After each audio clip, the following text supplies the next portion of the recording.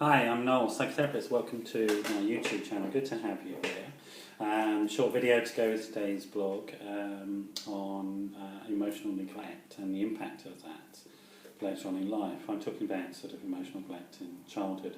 Neglect is a form of abuse in Britain. I mean, it's officially a form of abuse.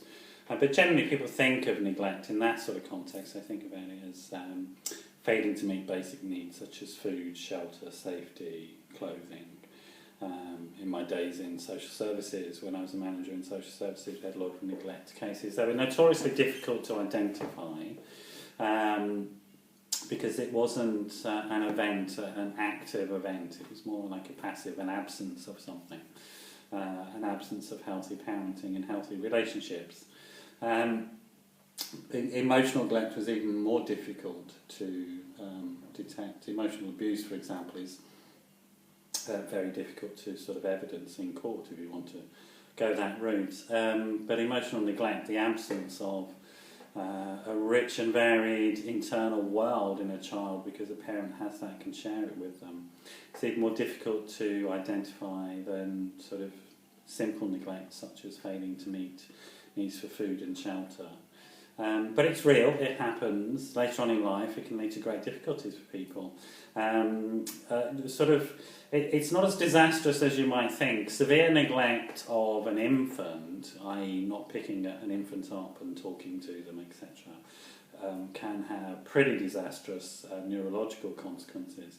But as long as that was met, those needs were met, later on, if you just had an emotionally barren, if you had an emotional landscape in your childhood that wasn't particularly rich and varied, you can compensate for it later on in life and learn how to do that. You may experience now, you may be experiencing now feelings of sort of emptiness. Sometimes that's how we experience it later on in life, physical emptiness, or your aversion, you have an aversion to feeling needy with people.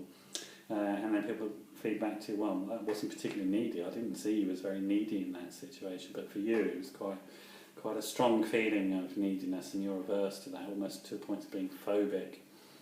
Separation from others and loneliness, deep sense of loneliness, and feelings of physical numbness. These are symptoms that you may well have experienced a lot of emotional neglect growing up. It can be fixed. There are many things that can help with that. Psychotherapy can help, groups can help, recovery can help, doing all sorts of things such as physical somatic work, getting into massage, looking at some of those sort of more therapeutic forms of dance and movement. All these things can help you develop a much healthier sense of intimacy. So there's a lot of hope in there, really. That's what I want to leave you with, is the thought that there's a lot of hope. If you experience that as a child and you want some help, you can get a hold of me.